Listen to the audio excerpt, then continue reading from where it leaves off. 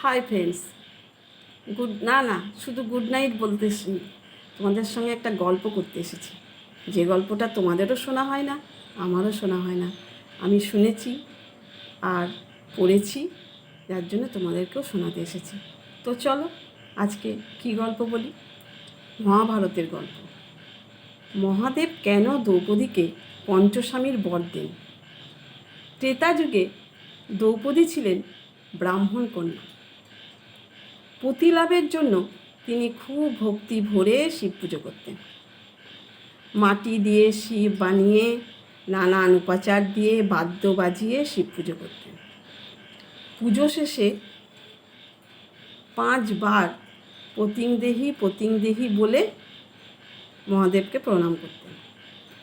এভাবে বহুকাল মহাদেবের পুজো করার পর মহাদেব সন্তুষ্ট হন। তারপর দ্রৌপদীকে পঞ্চস্বামীর বরদান করেন।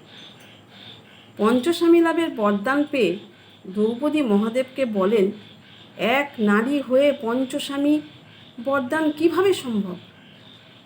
মহাদেব বলেন, এতে আমার কি দোষ?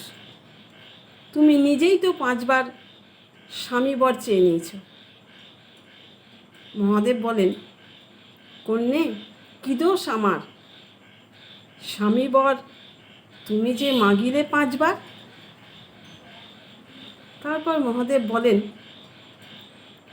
আমার কথা কখনো খণ্ডন হবে না।